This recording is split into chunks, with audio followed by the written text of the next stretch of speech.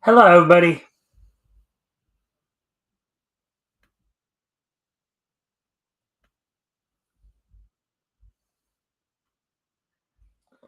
All right. So as we wait, of course, to see if anybody else shows up, I hope everybody's having a good weekend here, as we now hit the first full weekend of 2024, of course, the 6th and the 7th yesterday. And you may already notice in the comments, we've already had a bit of a conversation going. Couple of things there. I have no idea what you mean by hoax day, Woozy. If I'm guessing you might mean Insurrection Day, as they want to call it. Um, to me, it was just another day. If you're talking about Insurrection Day, that was technically, I guess, yesterday. And of course, I didn't broadcast on that day. I don't broadcast on Saturdays, so that's like kind of the one day of the week I take off. So, anyways, I said just waiting to see who else shows up. Maybe I'll send out another couple of reminders. Let's see. Here in a couple of minutes.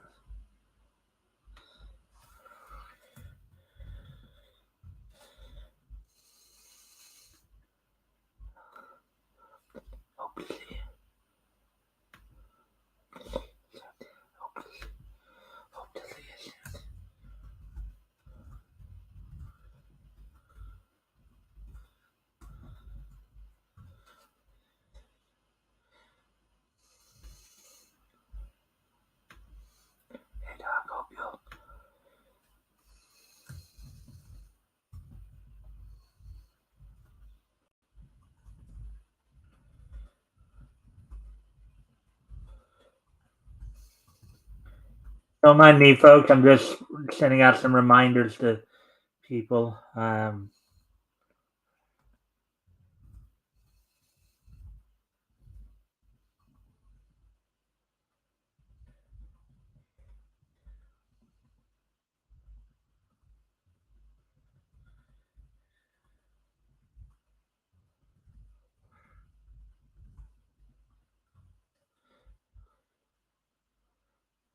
With that out of the way there. Ah, there we go. There's Rick. Hey, Rick. Oops. No. Hey, Rick. Sorry about that. I'm over on Facebook sending out some reminders. Hopefully, we try to get some more people. So, how are you doing today? How's your Sunday going? Well, all right. Yeah. You do anything exciting? No. Huh? No, nothing exciting. Just same old, same old. Just went to church today and all that. Yeah, I did a little bit more than that, but. And just a reminder to everybody, of course, if you guys can like and share the stream, see if we can get some more friendly people in here to engage with. That'd be appreciated. Also, if anything here grabs your attention, feel free to comment and or ask questions, and we'll try to answer the questions to the best of our ability. So, yeah. So Woozy, I guess Woozy's back. He asked me something. Yeah, of course, I don't have it here on the YouTube. If you go to the YouTube page, you'll see it. Are you going to broadcast on Hoax Day? Which I have no idea. I'm assuming that Hoax Day may be Insurrection Day, I guess, or what have you. That's but technically that would have been yesterday. This I mean, I didn't broadcast yesterday, obviously, because I don't broadcast on Saturdays. So I, of course, so this was my response to the question. If you mean Insurrection Day, then no, I did not. I do not know what Hoax Day is. However, if today is supposed to be Hoax Day, then I guess I'm broadcasting on it. All I can really say about it. but you have no idea what it's supposed to be, so you're not asking about it for sure. Yeah. Lots of bugs. And of course, oh, go ahead, Rick. Sorry. I put up a video today too, so I put up a video yesterday too, but that was all about my comic stuff. And starting to get back into doing some drawing for my comics, on my tablet here. That's my monitor. So Now, mind everybody, if anything we talk about, of course, grabs your attention, feel free to comment and or ask questions, and we'll try to answer the questions to the best of our ability. So, let's see. So I think everybody's now finally getting back into the swing of things after the holidays and stuff like that. We head into the first full working week of the year. I'm getting back into the swings after 4 months break. Yeah. I mean, I got a good spot to set up here. As you notice, my background's changed a little. It's back to the kitchen area, but I have a little bit better setup than I had the first time out here now. I did do this on Tuesday with broadcasting from here. But then, in February, I don't know what my broadcasting situation is going to be like because I am going out west. I'm going to be in BC. So I'll be in the same time zone as you. Oh, you're going to British Columbia? Yeah. Are you going? Are you now? Are you? Why are you going there to like look for work or something like that? Or Well, I'm going to end up doing that obviously, but I felt sort of called to go there for about almost 10 years or 10+ years. I'm not sure, so I'm going there initially because of that. While I'm there, of course, I'm going to look for work. Well, okay. So if looking for work was more of a secondary thing for you there, well, if I heard correctly, you said you felt called by God to go do mission work out there. I won't say mission work, just called to go there. I don't know for what reason. And I'm not 100% sure it's God. I'm not sure whether it's God or me or whatever. It's just you just felt like, oh, I need to go out west. Yeah, and I felt that way for quite kind some of time. like the Michael W. Smith song, "Go west, young man, go west, young man, go west, young man. When the evil go east, go west, young man, go west, young man." And for those of you who don't know what I'm talking about or wonder what in the world I'm talking about, Michael W. Smith is a Christian pop singer. Basically has a lot of. I'm not even sure whether I'd call it pop. But yeah, Christian. Christian art. Whether you want to say Christian pop, Christian rock, however you want to. Christian adult contemporary, whatever you want to call it. Contemporary, easy listening. I think he would fall in. All right. Actually, his one crossover hit, I do remember back in the early '90s, was "Place in This World." So, yeah. Anyways, but my mom was, for lack of a better thing to say, an excuse not to go. Now my mom's dead, and no money. I have some money, so I can go. So I'm gonna go. I've got my plane ticket bought. I don't have a plane ticket back bought yet. I'll find out if I, a month or two, and if I don't get a job within that time, I'll just take it back. A plane ticket back. Yeah. Well, the thing is, if you're going out, obviously you'll have to, obviously you'll be making adjustments because everything will be 3 hours earlier. So, like when you're coming on with me on my shows, it'll be like 5 and 6 o'clock. 5 o'clock on Sundays and 6 o'clock during your turns on the, or I guess you at least the one turn, anyways. That you have, I think, on the. Well, I don't have any in February yet, so because my next one's what, the 19th of this month. Oh wait, that's right. Yeah, I think it is. Yeah, 'cause that's right. Because Metal's on the second, and then Tim's on the 9th. Because I just scheduled Tim for the 9th. So the 16th would be the next open date, and if everything. Oh, and you might want to look up on my community page because I had to add another week because I didn't realize Prize Comics started up in January 1940 as well. So I had to add that in there. Prize Yeah. Comics and Prize Comics #1. So Yeah, with this month, which week am I with you? The 19th? probably, I guess I could look. I Yeah. guess I could look at your community tab right now.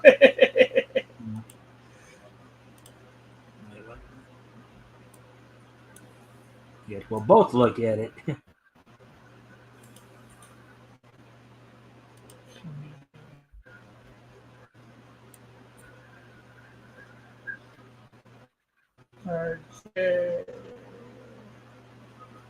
So if you're looking at it, you'll see that there's another week added there. Okay, this is 4 months ago. When's Yeah, you're on the 19th when I do Fiction House. okay?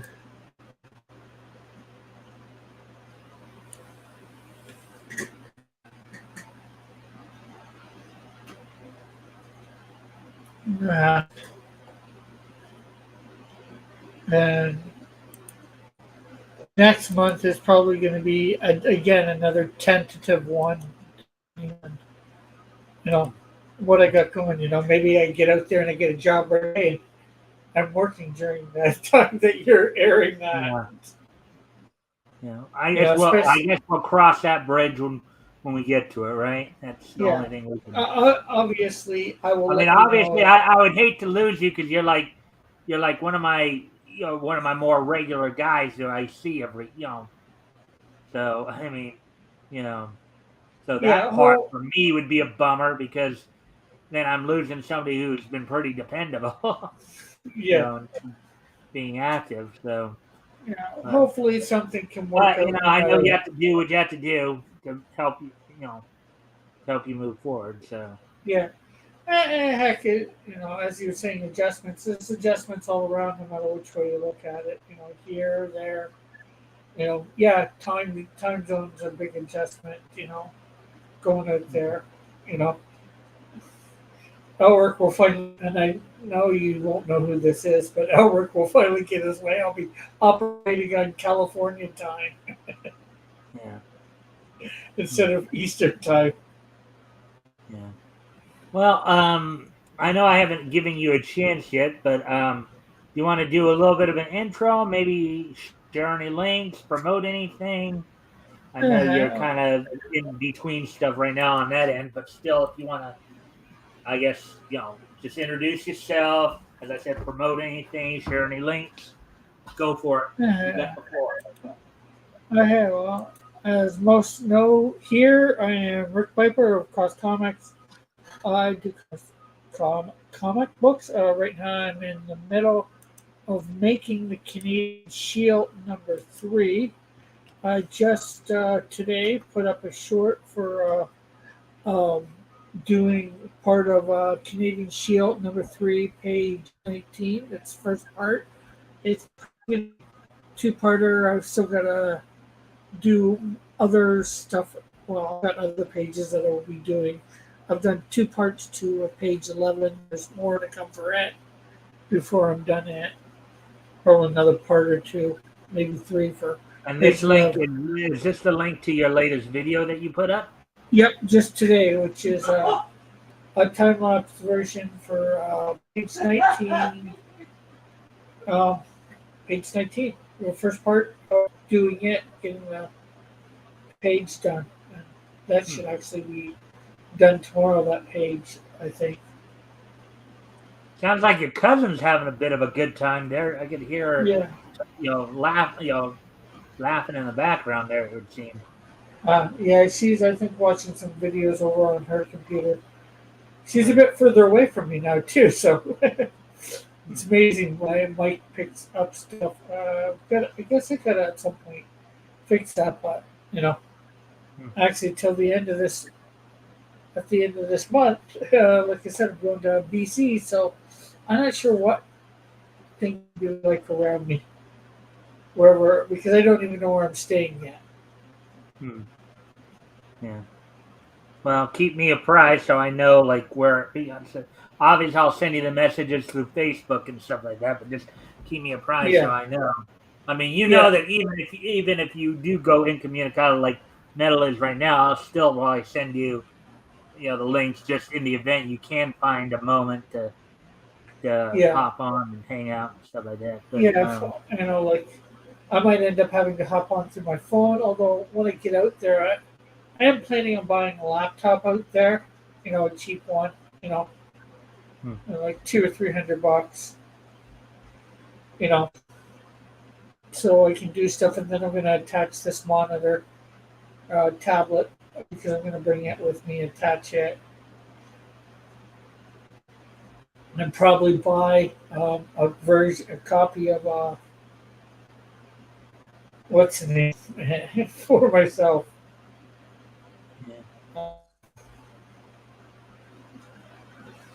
yeah, Clip Studio for my laptop because hmm, I'm not sure whether I can put it on there and then switch it back. I'm not sure what it's like for switching it back and forth with you, how much you're allowed to do that. Ever. hmm, yeah. So let's see. So just a reminder to everybody, of course, if as I said earlier, if you guys first off haven't already, if you can like and share the stream, see if we can get some more friendly people in here to engage, that'd be appreciated. Also, if anything we talk about grabs your attention, feel free to comment and or ask questions. We'll try to answer the questions to the best of our ability. So, So uh, I was going to say, so we're almost 15 minutes in here, Mike. Or I got actually, we're over. 17 minutes. Yeah. So, yeah. Well, there was one big story that's been going on. Kind of was mentioning it to you the other night when I came onto your channel. I was just hoping that, of course, metal is, I guess, incommunicado right now. So Uh, I'm, but he for this particular topic, I think he would be a good one to have in here. Among others, because of course it's going back to um, that whole localizer issue I was telling you about the other day. Um, uh, um, yeah.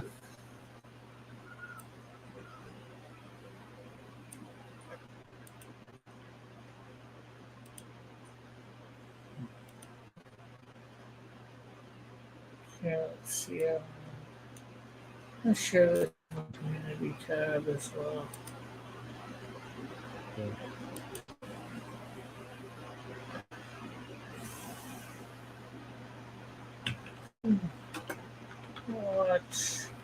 Let's talk All right. Well, anyways, yeah. So about. yeah, I was telling you a little bit about the localizer situation. So just to kind of catch everybody up on that, So about now I guess it's going on 2 weeks here. About a couple weeks ago, Bushiroad Works, which is I guess a manga publishing company over in Japan. They of course publish the Ancient Magus Bride manga. They announced that starting with their next issue, they're going to with their simulpub. A simulpub is when they publish in both Japanese and English at the same time. As part of their simulpub, what they're going to do now is they're going to utilize kind of a hybrid system of AI translation and human editors. Okay, when this announcement was made, of course, it got a lot of the Western localizers in an uproar because basically now the official reason that was given, according to Bushiroad Works, is because they wanted to prevent piracy. They wanted to prevent some of the fan subs being used, and they were Yeah. hoping that by doing so, that would they felt that if they did. But one of the other issues is a lot of fans out there have been very, not have not been very, not been very keen Supportive. on the idea of, because a lot of these localizers out west have a tendency to put their own ideological bent into, now. Yeah. Now, we talked a lot about Jamie Markey. She's not technically a localizer translator. She's an ADR script writer, but pretty much has similar duties. She's the one who helps to write the scripts for the dubs, basically. So Yeah. the translator translates, and then she does the ADR script. But the whole, and that particular one quote that we talked a lot about, where in the show she basically changes to mention about the patriarchy. That was all her. She's even taking credit for, yeah. Anytime there's a change you don't like, I did it. So, but that's another reason why, because um, a lot of these localizers, translators, script writers, that they'll decide to interject their own, instead of just translating it, from Yeah. what the original author wanted. They decide to take creative liberties with it, that fans and the creators are not happy with. And then the creators, they get feedback from fans that, hey, why did this say this? And then when it gets back to them, I think there are even some creators who've said that we're cool with the idea of using the AI translation, because, you know as I said, a big part of this is that fans want an accurate translation. They don't want your reinterpretation of the product. Okay, Yeah. they don't want your political spin. They don't want your your opinion. My dad had a very very interesting saying about all that. Um, hey, Jr. Hey, JR. Hail Zeno and Zena. Hail Mike and Rick. Hey, Jr. On the stream, once again, as it's a quick little reminder. If you guys haven't already, you guys can like and share the stream. See if we can get some more people in here to engage. That'd be appreciated. Also, if anything we talk about grabs your attention, feel free to comment and/or ask questions, and we will try to answer the questions to the best of our ability. So, but going back to what I was just saying, though, the idea is that, let's see, looks like, I don't think reinterpretations are as much of the problem as they have become. I don't think reinterpretations are as much of the problem as they have become. Well, okay. The idea, JR, is that, and there have been a few occasions when the script writers, translators, what have you, they will say things, they'll put stuff in there that is totally contradictory to what the original artist intended. And it's not, it's in manga, it's in anime, it's in video games. Let's see. And Lizzie got some. For instance, two of my favorite movies of all time are Kurosawa's Shakespeare's King Lear and Macbeth in Japan. They were taking perhaps the world's greatest theater writer and translating it into Japanese culture.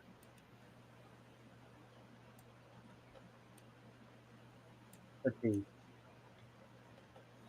Ron and I think The Witch in the Wood are all time great.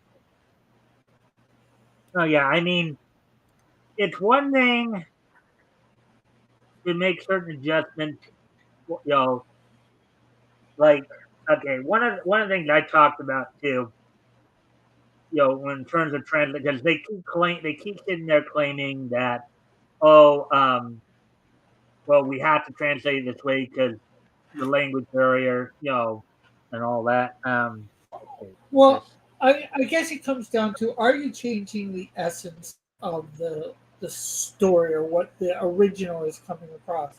for instance, It, sort of reinterpreting Kurosawa movies back into West. Yeah, I mean, yeah, because although this is a lot bigger, different, a bigger thing. In a sense, I think you could think of it like people who translate the Bible from Greek to English or whatever language.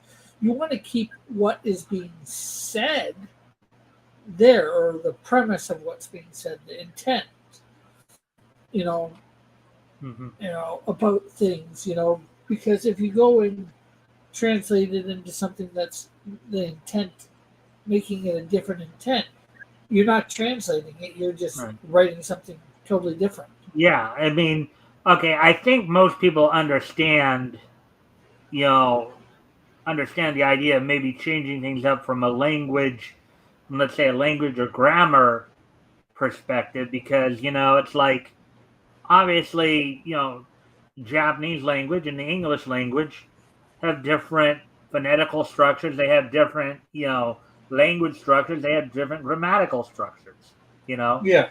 so to help it make sense, yeah, you might have to change the wording around. You might have to but as some people have said, there are some words that just don't translate. You have to just figure out how you can fit those in. That stuff I think most people understand. I think it's when you do like what Jamie did in Miss Kobayashi's Dragon Maid, for example. It's the one. This is one of the big issues, that one of the big ones that gets called out a lot. So the original the original intent of what was said was, okay, so in the original Japanese, it was one character talking to the main character. She's, oh, I noticed you decided to wear something different today, right? Or something along Yeah. those lines. And then in the original Japanese, the main character responded, "Yeah, I just felt like I wanted to try something different. What do you think?" Okay, that was the essence of what was being said. Yeah. When Jamie decided to rewrite that, she rewrote it in a way to where, well, I changed because I was sick and tired of the patriarchal demands of society, and I was just sick of it. So I just, okay, nobody. I mean, Yeah. that takes the whole essence out of what was being said. She was going from going Yeah. from I just decided to, change try what I was something going to different change. to, oh, I'm going to make a statement.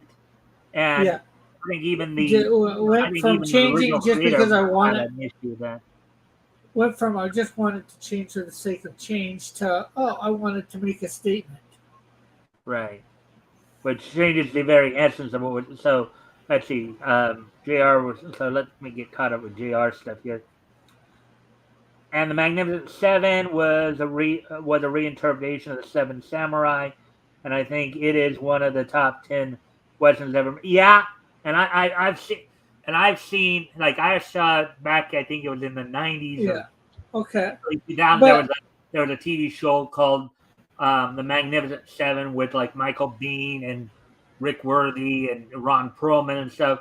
Yeah, no, those type of reinterpretations are generally okay to make it more. And even when yeah. change certain references, like I remember because I have the Yu Yu Hakusho um, you know Yeah. Well, DVD collection here.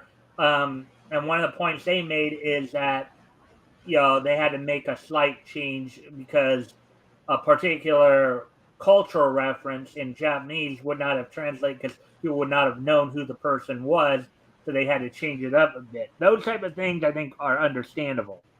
Um, yeah. Well, I was going to say for the Magnificent Seven, that was about Western cowboys, right? Well, it was based. It was based on the Samurai 7, which was Yeah, a. yeah. That's what I'm asking at the moment. I'm But just saying the Magnificent movie. Seven It's was the set in movie the West. itself. Yes, it was a Western that was based Okay, on but the Seven with Samurai. yeah, but based on and I could be wrong. Does it claim to be? It doesn't really claim to be the Seventh Samurai. It claims to be a whole new movie. Now it may have been based or inspired by Seven Samurai, but it's a whole new movie, and they Yeah, it don't was. claim to be in it anything, right? Yeah, something like that. Basically, the idea was you had basically seven disparate characters coming together for a common goal, but basically, you know, in each case, trying to help. But anyways, let me get caught up on these chats here. So Jr. was saying, I think the obviously objection is a particular poisonous reinterpretation of the last 10 years. Yes, that is what we're talking about. That's kind of the whole thing. That's been the whole issue with the translators right there, Jr. Is that over the last 10 years or so, they've decided to reinterpret it in a way to push their own agendas, and that's what a lot of people are objecting to.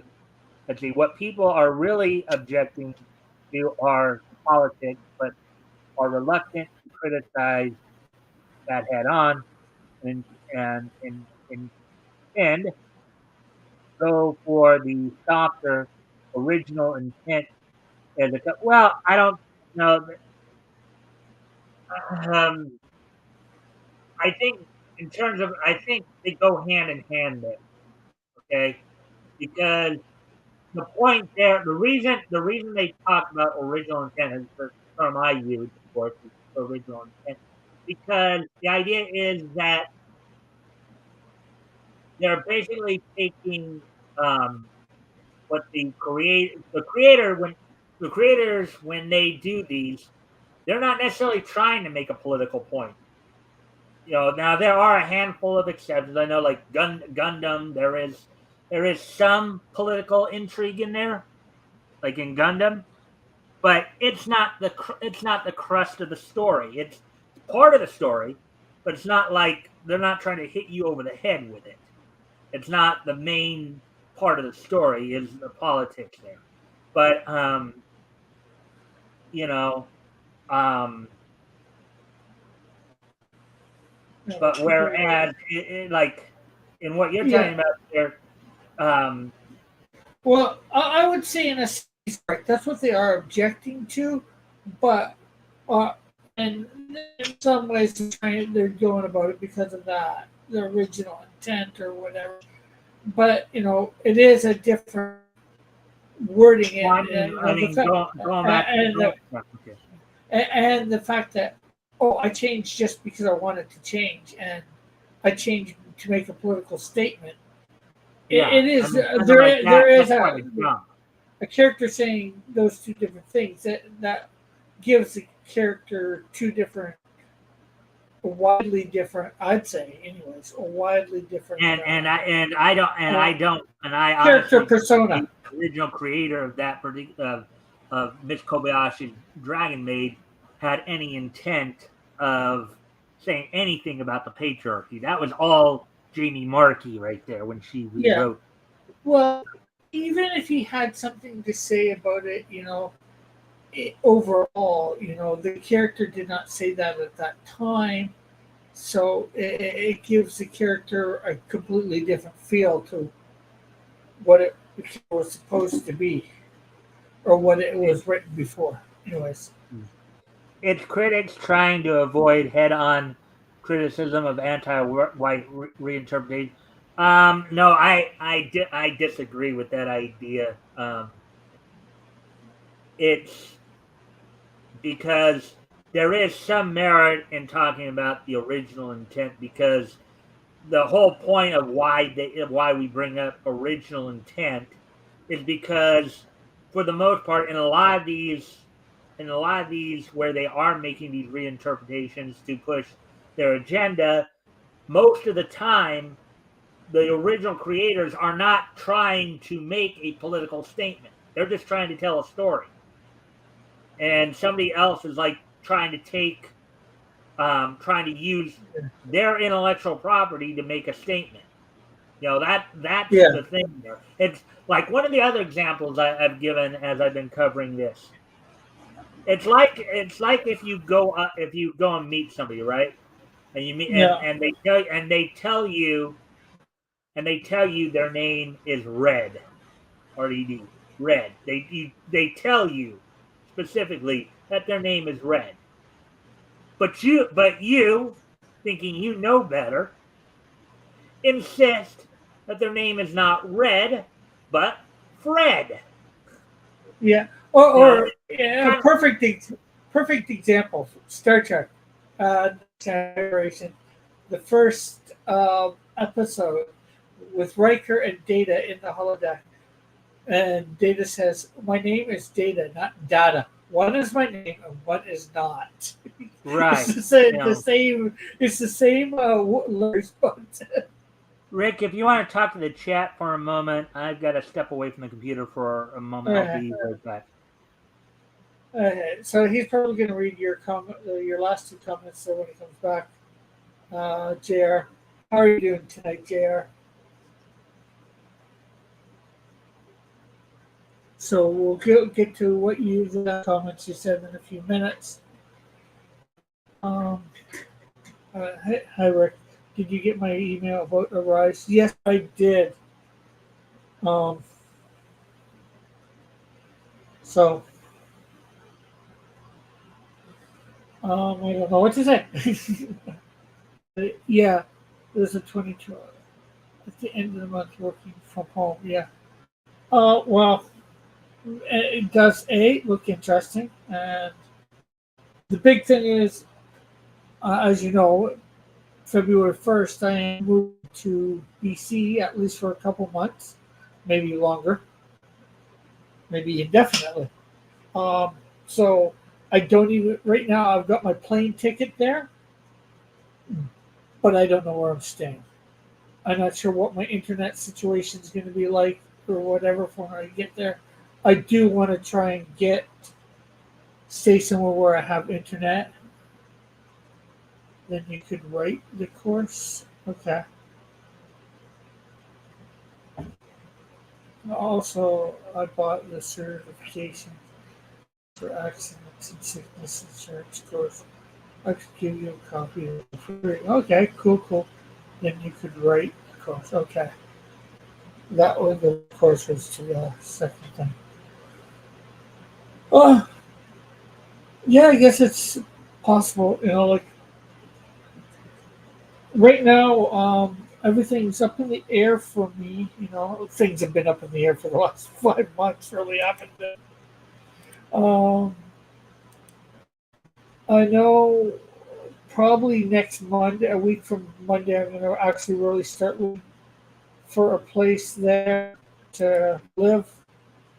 I've looked a little bit of places. I thought I had a place, but that fell through. All right. So let me kind of get in here and get the last of these comments. Yeah, the next two So are this one and the next one are stuff we need to talk about before after. We don't need to talk about me.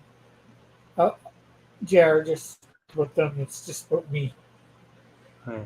The Magnificent Seven ride is a western about a group of gunfighters fighting off Mexican bandits from yeah, basically Yeah. coming together for a common cause. Basically, that's Magnificent Seven freely admitted it was based on the Seven Samurai.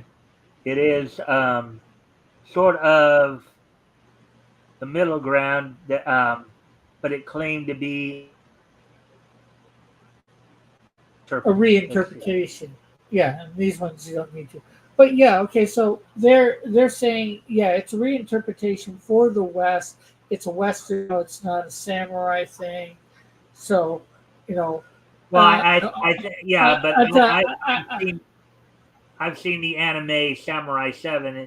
It has a very similar theme where Oh, you have yeah, 7 disparate samurais coming together to defend yeah, farmers from yeah. bandits. So, I'm not disputing that fact. I'm just saying, with they're saying yes, we're being inspired by this, and we're basing it on it, but we're completely we're going a lot from the ground up. This is a base work for what we're doing because we're making it into a western instead of a samurai flick, which is all right. It's sort of like when they've redone other stuff to do that. and I guess this Like, is what you guys were like, talking about while I was gone here. yeah, it's like when they've redone Scrooge for modern day. Sometimes when Bill Murray played him when he was an executive corporate exec for a TV show or whatever. You know, it's still supposed to be Scrooge, but it's really whack. Hmm. And many people have adapted Charles Dickens' classic. Yeah, You yeah. know, I was just using that as a good reference point. Lots of people have done an adaptation of Scrooge, and I actually plan on doing it. I've created technically 6 characters for it.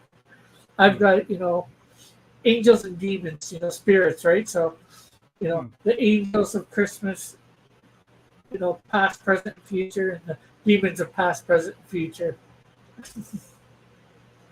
Well, actually, it's not so much Christmas; it's just of the past. So I can take it and do instead of Christmas, I can put it at Easter or Thanksgiving or some other special holiday, birthday. yeah, I was hoping Tim would have been here by now so he could share his thoughts on what we read this past Friday night. Going over we're going over some of the books and features that went on sale from Centaur. We read through Speed Centaur, um, Phantom of the Fair, Dean Denton's Scientific Detective, Mini Midget, and Mighty Man. Some interesting stuff there. Um, Mitch. That just sounds like. yeah. Well, yeah. In this case, Mini Midget and his little lady friend Riddy, accidentally launched a toy rocket. Ended up in Africa and saving a couple of guys from being sacrificed to a god. Mini So, midget. Yes, he's not just a midget. He's a really small midget. mhm. But yeah. And of course, I have Diana Tomolovich coming this Friday. We'll be looking. I'll be touching upon the first issue of Buck Rogers from Eastern Color, and then just short-lived series. But won't be able to read the book because the book's not available. But but Yeah. not a whole lot of information's on it either. But from what I have read, it's primarily just a collection of reprints, anyways. But also we'll be looking at some of the stuff from Fawcett. We'll be looking at, of course, Captain Marvel, second adventure against Dr. Savannah, um, And of course, you mean the real Captain Marvel. the original Captain Marvel, right? The not Marvel Comics version. No, we're talking about the Billy Batson version. Um, and of course, Ibis, the Invincible, continuing that story of him and the kidnapping of Taya, his woman, and looking at, of course, the first issue of Slam Bang comics as well, with looking over the features of Diamond Jack, Mark Swift, and the Time Retarder, and and finally.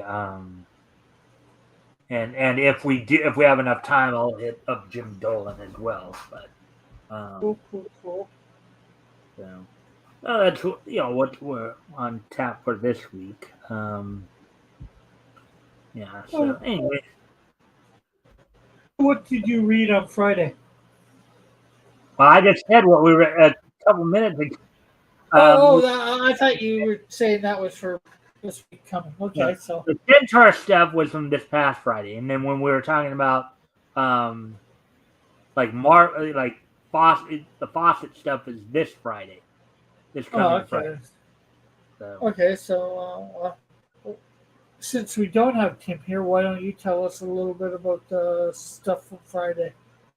all right, so we first read Speed Centaur, in which basically he was taking on horse rustlers who initially were trying to buy some horses from America in the war effort over. In fact, Jr. pointed out it was an isolationist story because it was a case where America was trying not to get involved in the war, and and then and then so they wouldn't sell the horses to these foreign countries. So yeah, a group of these foreign agents who came in trying to rustle the horses. Uh, you saw Speed Centaur basically defeat the lead horse in combat, and we basically got into whether or not horses are considered pack animals. You know, meaning do they behave as a pack would? In other words, do they have the hierarchy of a pack would?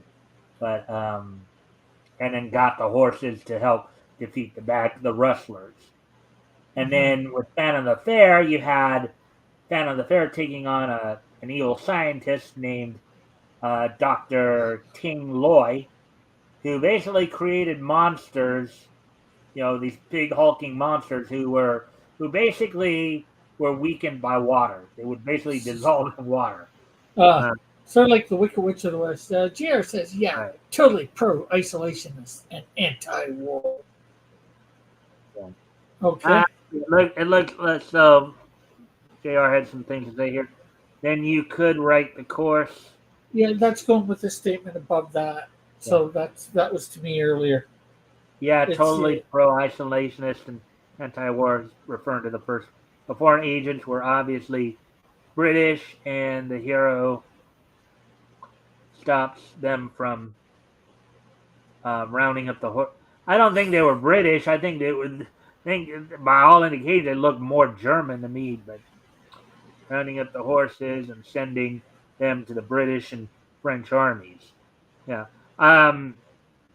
I think it may have been Germany that might have been trying um, because you have to remember, and that's one of the other things we talked a little bit about too. With that, is that a lot of the comic book industry at that time, back then in the late 30s, early 40s, a lot of them were Jewish, and the bad guy to the Jewish people was Adolf Hitler.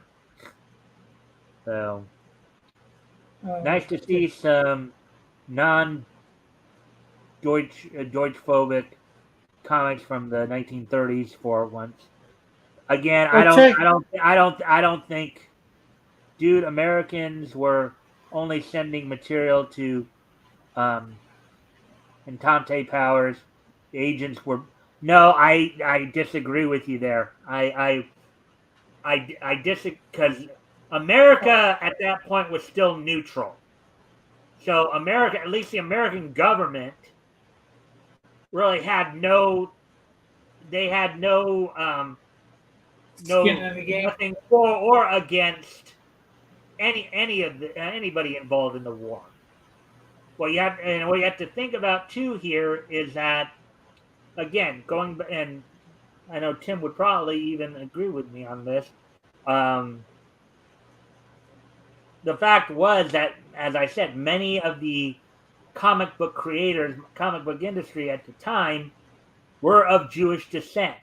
So if they were Yeah. going to, so if and kind of having these underlying political messages that they would have had then, the bad guy would have been the Germans. not the British, not the British or the French. It would have been the Germans. Okay, you have to consider who's writing these stories. You know, when you make those statements.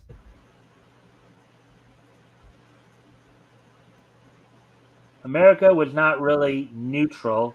They only shipped war material to British and enacted the Land Lease Act, where they granted. Well, I don't think they. I don't think they were Uh, sending. Oh, go ahead, Rick. I was going to say, I thought I had heard till Pearl Harbor that they were thinking of entering the war on the German side of things. I'm not sure how true that is. The Americans, that is. Where they grant loans. They purchased the Americans.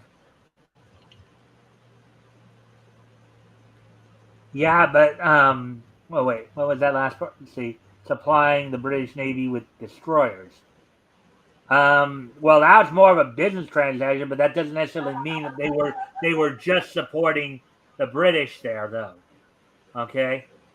Again, again, I say this again. Yeah. You have to consider who was writing the comics at the time. And who were writing the comics, a lot of them were of Jewish descent.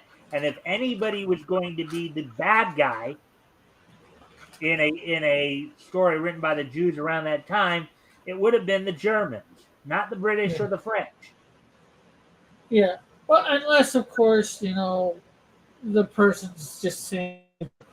Now, of course, this is your opinion on who those soldiers were and JR's opinion. The question is, does it say in the comic who they are? What forces they belong to, these Yeah, guys? actually, it didn't necessarily say. You have a good point there, Rick. It didn't necessarily say who was. They did not specify who the actual agents were. Yeah. But the thing, So it's but one of the other things you could tell too. One of the other things you could tell is that like the lead bad guy in that particular story had a monocle on his eye. yeah. And we got to correct something. This is technically 1940s. It Yeah. is in January 1940. Um, but the thing is, maybe it's up to everybody's interpretation of who they want it to be.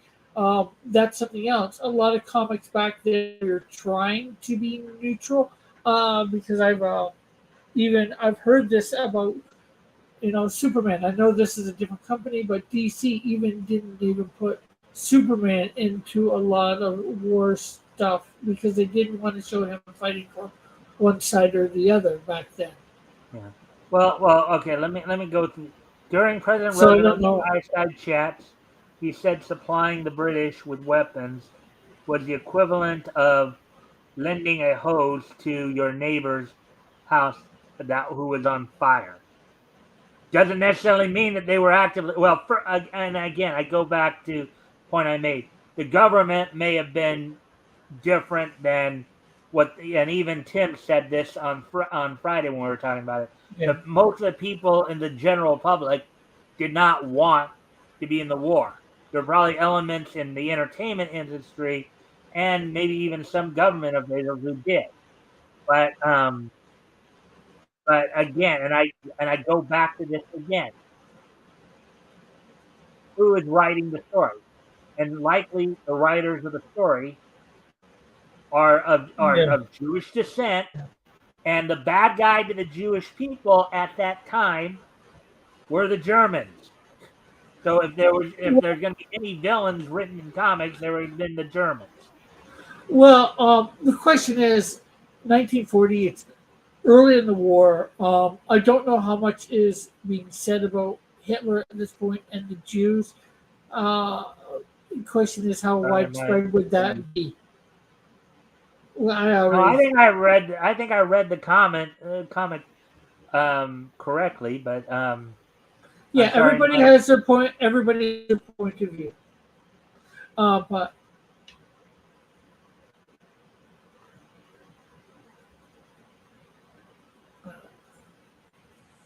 but the question is, are we talking about real life or are we talking about the comics?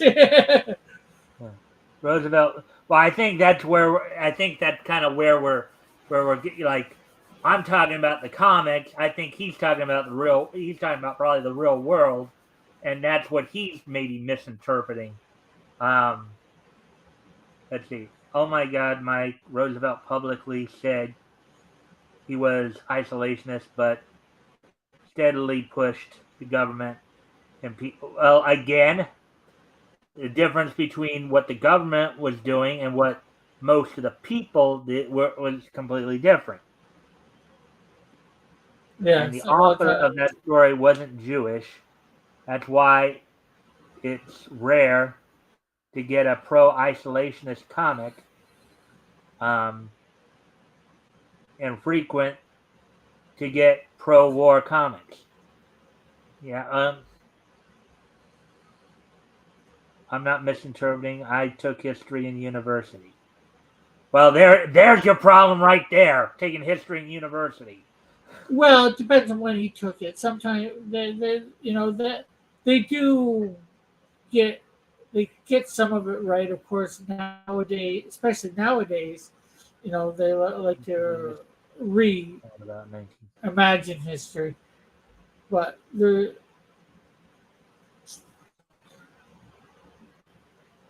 I don't think it's something to argue over at this point. Yeah. But anyways, moving on to the next story. So the next story, of course, was kind of they're taking on Dr. Ting Loy, who basically a megalomaniacal scientist who would create these huge hulking monsters. And what ended up helping them to defeat them was was the the water. Yeah. Water would literally dissolve a lot of these creatures. So Um, were these creatures like kaiju type thing, or no, they weren't. They were like you could say they were something like I don't know 7 feet 8 feet tall. oh, They okay. kind of looked ugly. They looked barely human, but um, but with that. So from there, and then we moved on, of course, to um, Dean Denton's science detective, and there was again, he was dealing with his foe, the Conqueror. You know, they were What a trying to, name, the Conqueror. yeah, Gee, that says a pretty lot. generic villain. Another megalomaniacal generic villain. That will be You know, forgotten to the annals of history. Well, I mean, basically there were some interesting scientific, tidbits that were put in there. Of course, um, you know, they were um, trying to secure something that was deep. You got a little bit about talking about. You learned a little bit about what like the bends are and all that. So, and then of course we had the last two stories, Mini Midget and Mighty Man. Mini Midget, as I mentioned, was basically him and we saw a couple of interest like even them driving around in a little mini car, like a little small car that just zipped by along the gutter line of a street. You know what I mean? So That was these mini midgets were the Oompa Loompas? no, they were even smaller. They were like 6 inches tall. I mean, Oh you could wow. argue that mini midget is kind of now Mini Midget came after Doll Man, but came long before Ray Palmer had him. Um, but he was like 6 inches tall. Basically, he was shrunk down. Um, but in this case, what happened was they went to visit a professor who had like a model rocket that could theoretically fly from, with the rockets they had in it, from from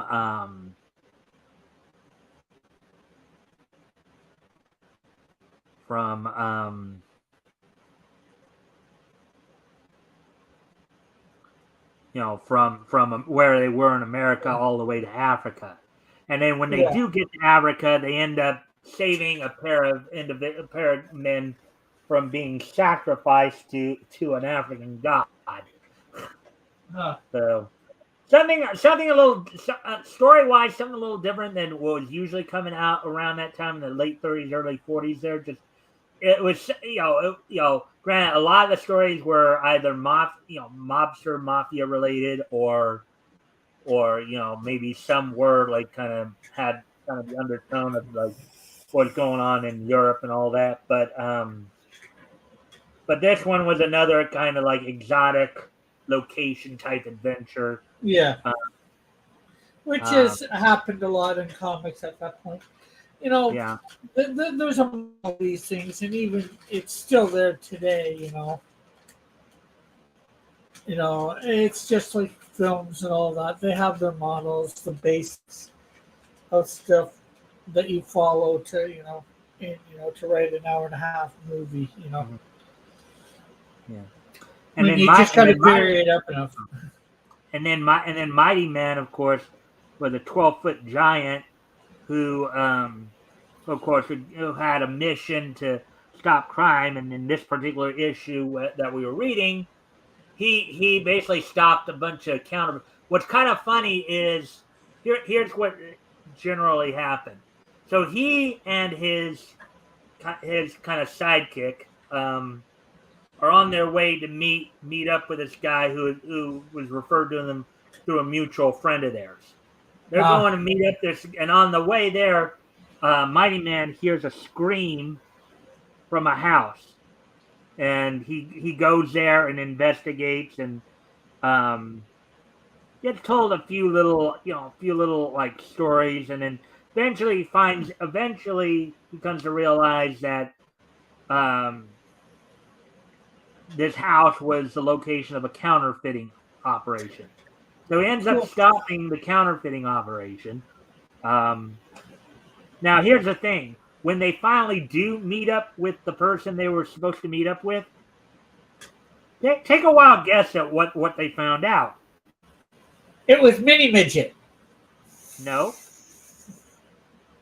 It wasn't real counterfeit money. no, What? they were going to meet this person because he was a federal agent investigating the counterfeiters. Huh. The very counterfeiters he just caught. Uh, but In you know other what words, would probably make a good he did story it for before he did it even before he knew why he was doing it. what would be So neat is if in these comics did a team up between Mini Midget and um, Mighty Man. Oh, hey Rick, I think your comment just broke JR's brain. I'll let you read this because I think this is more It directed. wasn't fake counterfeit. Yeah. I think that was directed to you. Yeah. I might have said that wrong. I might have meant just to say it wasn't counterfeit money. Because I guess technically counterfeit money Well, is fake. counterfeit money is technically fake money, but, I but just more meant it wasn't, like counterfeit. It was real money. They thought it was counterfeit, but it wasn't. No, they thought it was fake money, but it wasn't. yeah, but basically the general idea is that he busted the counterfeit ring even before he knew that that's why he was being called the. Because and at the very end there, when they find out that's what the guy had called them to do, they just kind of chuckle because hey, we just did that. Uh, but fake So counterfeit money, I know what it is. It's monopoly money, counterfeit monopoly money. Yeah. Triple negatives break my brain. Counterfeit money is fake. Yeah, well, I just said that. Yeah. Fake counterfeit money would be real. Okay. All right. So, yeah. Yes, I think I just Rick, meant to say why don't you talk to our JR here for a moment? Because I need to wasn't step away from the computer one more time wasn't here. I'll be fake right back. counter yeah wasn't fake counterfeit money would be fake again. I don't know. I don't know why I said what I said. I don't know what's going through my brain.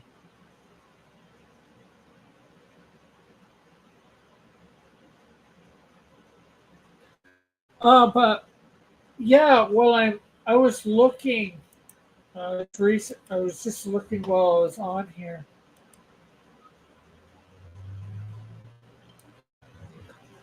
I was thinking maybe.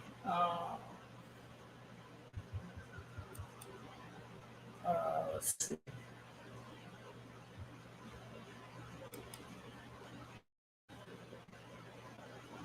Uh,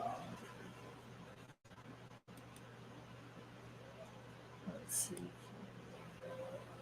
Trip.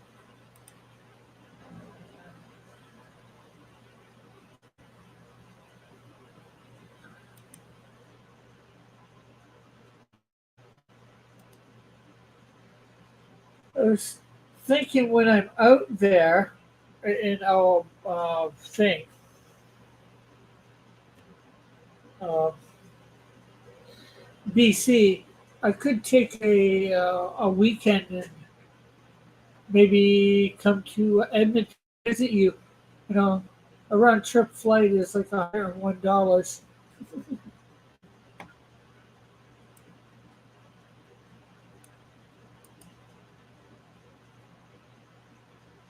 Wasn't fake counterfeit money would be fake again. I don't know. Or Canadian Tire money. There. Counterfeit Canadian Tire money. Yeah, that would be awesome. Offer to have you for as long as you'd like. Right. Yeah. Yeah. That's why, a couple days, having somebody over for a couple days, most landlords aren't going to say something about that. I get that. Don't want to go against your lease too much. Yeah, so I could host you for a few days because that's an informal agreement with the tenants. Yeah, So I guess some yeah, of these more recent comments are more directed at you. I guess yeah, I'll highlight them.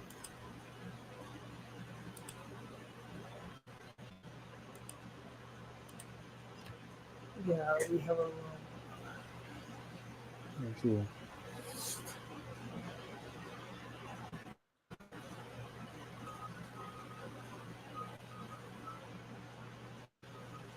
And then, Yeah, just because I was saying maybe a weekend while I'm out there, I could go visit JR, you know, because a round trip is like $101, you know. yeah. So let me see if anybody who might. Yes. So yeah. So basically, we just went through. Yeah. So a couple of things there. See, there is something I was going to try a little bit here. This particular case, it's something that Tim kind of, albeit he was suggesting it more for the comics, but since we don't really get as much of a chance to talk as much about cartoons as I sometimes like. One thing I decided I was thinking about doing here, what I might start doing a little bit here is putting a little quiz time segment. Yeah. And I guess Jr. had some. Yeah, he said it'd be fun, and you really should make an attempt to get a bus to Fort McMurray with a pile of resumes and pre-written cover letters. So you could job hunt and job hunt the best way. in Alberta. Yeah, Fort McMurray is along the north, and Edmonton is north, Yeah. anyways. Yeah. Oh well, the main reason, well, as I've said, um, the main reason I'm going to BC or west at all is because I've felt called to go there for quite some time. Um, it's just, I need to get a job wherever I go, so I figure, I might as well job hunt while I'm there. Um, and somehow I think if I don't get a job, I wasn't meant to go be there. The question is, if I don't get a job, should I stay? Trying to find where to stay or whatever. There's a lot of things that I've, you know, go in my head. Should I try somewhere else, like Alberta? I've thought of that too. Hmm. Yeah.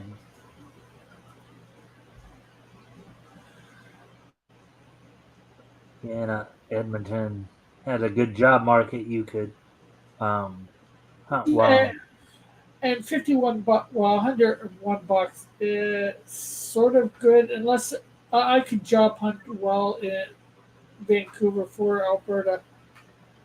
And if it was really promising, then I could, do a day there and back.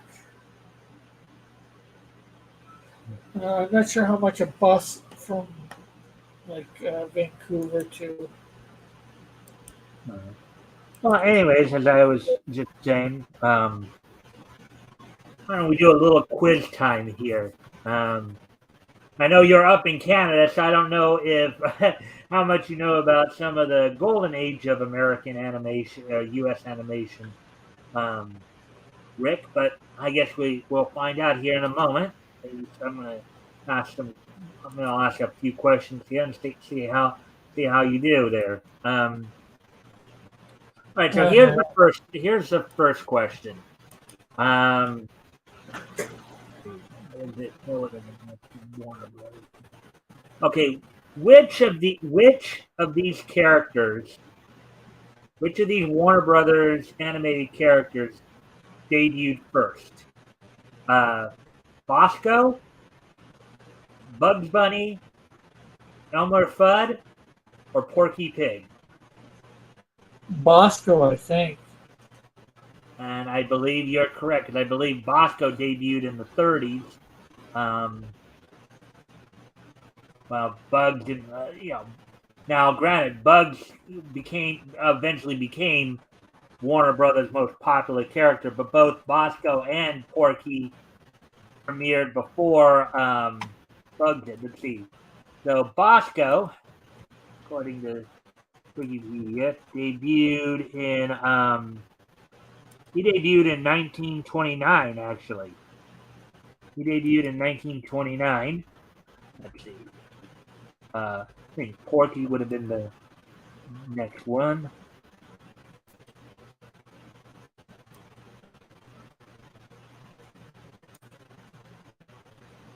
Let's see.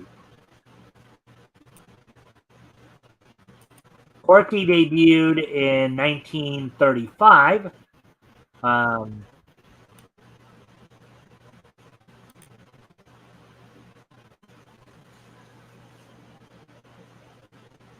Porky debuted in 1935. Let's see now. Um,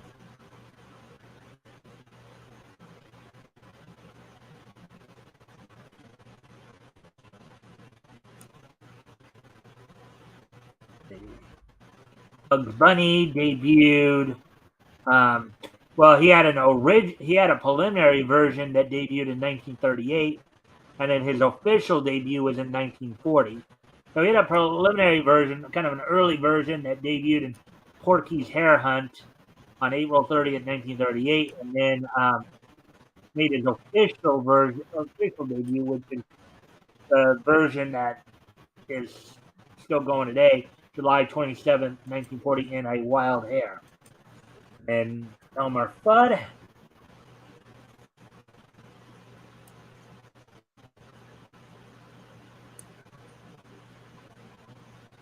Elmer Fudd's his first appearance was Little Red Walking Hood in 1937, which was the prototype version, and then his first official or finalized version was Elmer's Candid Camera in March 2nd, 1940. So yeah, so basically, and Elmer, when he debuted as a character known as Egghead initially. So, all right. So now moving on to the next. So let me just check something here real quick before I ask this question.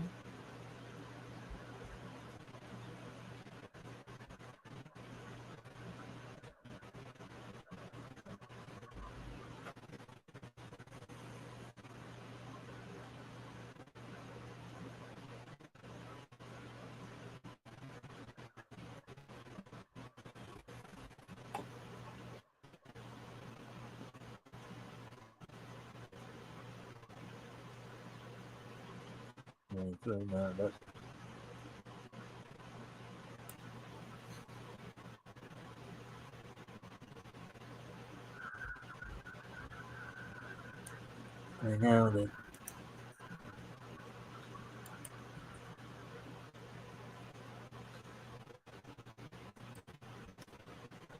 I think they even had a.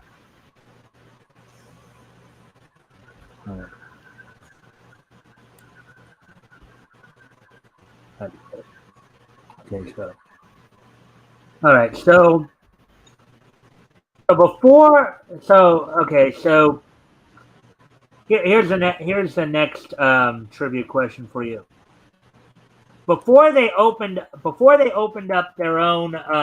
Now, let me preface it by saying this: many of the studios back then, many of the major movie studios back then, would with a couple of exceptions, of course, would contract out their cartoon animation work to animation studios.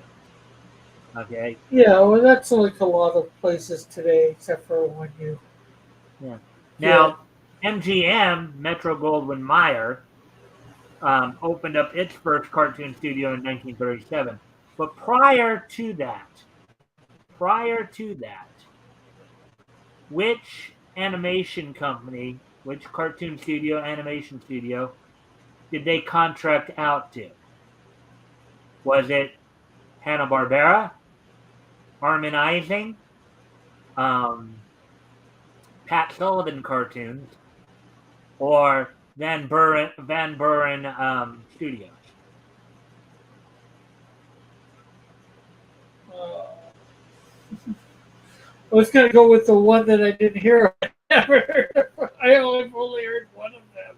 Okay. I'll give you options again. So before they opened up their own cartoon studio in 1937, MGM was one of those that contracted out their cartoon work. So which Yeah, I got. cartoon studio did they contract out to? Hanna-Barbera, Harmon Ising, Pat Sullivan Cartoons, or Van Buren Studios. Which of I'm those? gonna. Oh, go ahead. I'm gonna say just for the heck of it, normally I go with the unknown for this, but because to me three of these are unknown, I'm gonna go with the known. So I'll say Hanna Barbera. Actually, no. Hanna-Barbera started up after. In fact, Hanna-Barbera, William Hanna and Joseph Barbera actually worked for MGM before they started Hanna-Barbera Productions in 1957. It Oh, was Harmon Ising actually. oh, Yeah. Um, so let's see. So now moving on to next question here. so Well, one out of having two. That's not too bad. So okay. So here's the next question. Which of these Harvey Comics characters did not have shorts? Did not have cartoon animation shorts produced by famous studios? Was it Baby Huey, Casper, Little Audrey, or Richie Rich? I'll repeat the question one more time. I'm gonna say Audrey. Huh?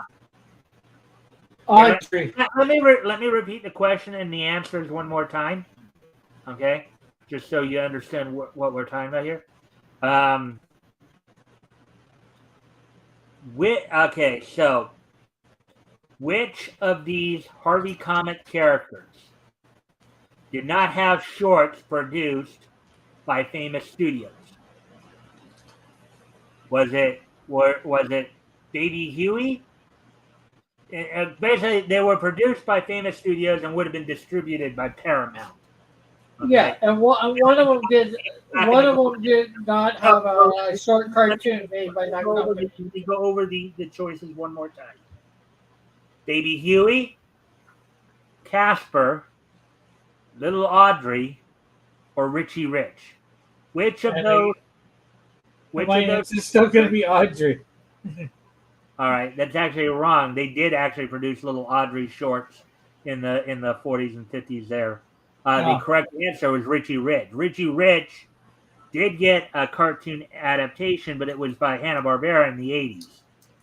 Part of the Scooby-Doo Richie Rich show. So, okay, so moving on to the next question here. So Grace Stafford, who is of course the wife of Walter Lantz and who is a voice actress with particularly with Walter Lantz Company, voiced a number of different characters. So which one of these four characters did Grace not voice? Which one of these four characters did Grace Stafford not voice for Walter Lantz? Bessie Berry, Miss Meany, Winnie Woodpecker, or Woody Woodpecker? Which of these four characters did Grace Stafford not voice? Was it Bessie Berry, Miss Meany, Winnie Woodpecker, or Woody Woodpecker? I'm going to go Winnie Woodpecker. That is correct. Winnie Woodpecker was the niece of Woody. She was actually voiced, I believe, by June Foray in the few appearances that she was in. Grace was basically the voice of Woody Woodpecker from 1950 all the way up through, I believe, up to her passing in 1992, or 1950 to 1992. Starting up the role after Walter Lantz closed its doors, and then Bessie Berry, of course, was the wife of Charlie Berry and was involved in the Berry's Family album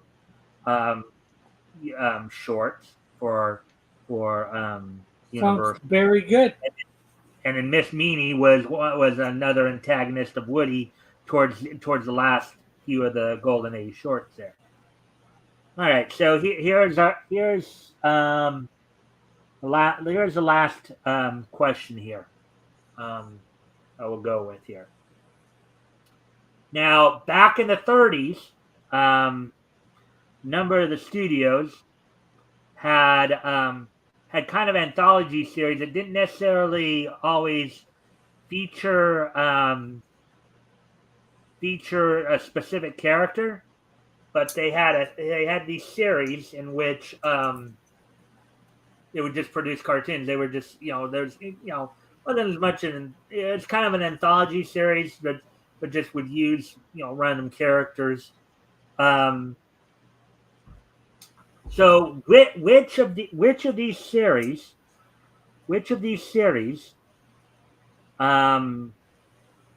was produced for Columbia Pictures.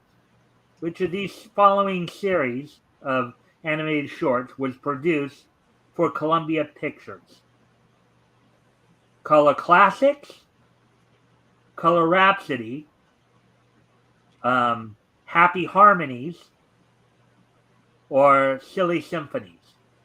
Which of Oh, those series was produced for Columbia Pictures? I'm Color, probably going to be wrong, but I'm going to say the Silly Symphonies. and you are wrong because Silly Symphonies was Disney. Yeah. Okay. Um, the Well, correct it's probably the answer first is one. Color Rhapsody. Color Rhapsody, animated by Charles Mint Studios. Yeah. Um, so 2 out of 5 there. But now, as additional notes, there, Happy Harmonies was the series that was done by MGM. Harmonizing did those ones. And then Color Classics was a series that was done by Fleischer Studios. Fleischer Studios, of course, same company that did, the earliest Popeye shorts as well as Betty Boop and, the first season Boop, of boop, doop. Superman. So, Yeah. oh yeah. So, yeah. So maybe I've hit up on everything I was gonna probably talk about tonight. We could probably hit up upon something new, but I just feel like it's probably okay to cut it a little short. Yeah, we're coming up on an hour and a half here. So once you do this weekend in Neat History, Right? things should be past the hour and a half mark, maybe even an hour and 40. Yeah. All right. All right. All right. So we're going to take a look back at this weekend in Nietzsche history.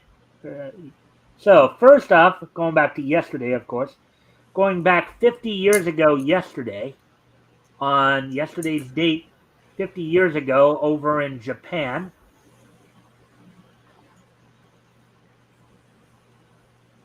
um, Zuyo Ezo's Heidi Girl of the Alps premiered on yesterday's date, back in 1974. Yesterday, so 50 years ago yesterday, Zuyo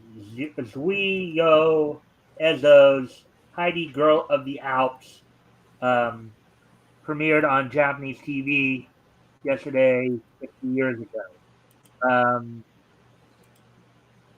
It was an adaptation, obviously, of the Heidi novel, uh, Heidi's Years of Wandering and Learning by Johanna uh, Tree, 1880. So on yesterday's date, 50 years ago, Heidi Girl of the Alps premiered um, on Japanese television, produced by Zuio Ezo. So um,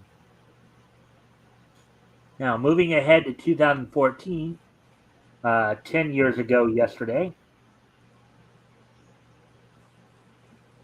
10 years ago yesterday, in 2014, WWE held its Monday Night Raw event from the Baltimore Arena in Baltimore, Maryland. It was a quote unquote old school Raw, in which, of course, Jake the Snake Roberts would make his return to the WWE at the time. I think there's to celebrate his possible election into the WWE Hall of Fame. The main event of the night saw Roman Reigns defeat CM Punk um, in the main event. Rikishi and Too Cool defeated 3MB of Drew McIntyre, um, Heath Slater, and Jinder Mahal. Let's see. Anything else? With Sergeant Slaughter as the special guest referee. Great Khali defeated Damian Sandow. Um, Cody Rhodes and Goldust defeated the Real Americans of Antonio Cesaro and Jack Swagger. And the night opened up with Rey Mysterio and the Usos defeating the Wyatt family members of Daniel Bryan, Eric Rowan, and Luke Harper. So that happened 10 years ago yesterday. Now, moving on to today, this day in Leech history today. Well, I'm not sure whether it would be Leech history, but 116 years ago today, my grandfather was born. Huh. Although he's dead now. He's been dead for since 96. That would be quite a remarkable thing if he was still alive at 116. Yeah. Well, anyways, speaking of birthdays, though, like to wish a happy 70th birthday to American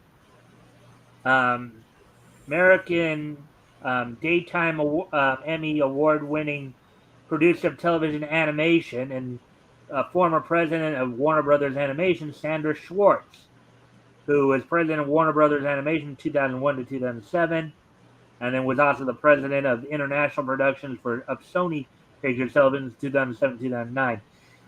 Sandra, of course, was involved in a number of different animated productions in the 2000s, many of you would have been, he was a producer on a number of shows, including, of course, a number of the DCAU shows such as Static Shock, Justice League, the Batman, Crypto the Superdog, Lunatics Unleashed. Also, some of the other shows that he produced or co-produced include Mucha Lucha, and a lot of the stuff that you would have found on like the WB at the time. So happy 70th birthday to Sandra Schwartz. So, and finally, on this date in 2004, which was 20 years ago today, the fifth and final issue of Crime Scene Investigator, or Bad Rap, went on sale on this date back into the IDW's CSI Crime Scene Investigation Bad Rap, the fifth and final issue, went on sale on this date back in 2004, 20 years ago today. The story was titled Wrap Up, written by Mark Allen Collins, with art by Gabriel Rodriguez. Robbie Robbins did the lettering, and Fran Gamboa did the coloring. So on this date in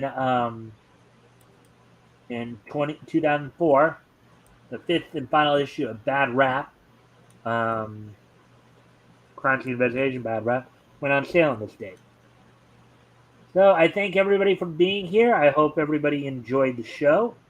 And of course, we'll be back here tomorrow with more niche news, as well as this Friday we'll be, going over books that went on sale from Eastern Color and Fawcett Comics, and I'll have Mrs. Diana Tomolovich with me, and I hope to see everybody back here tomorrow.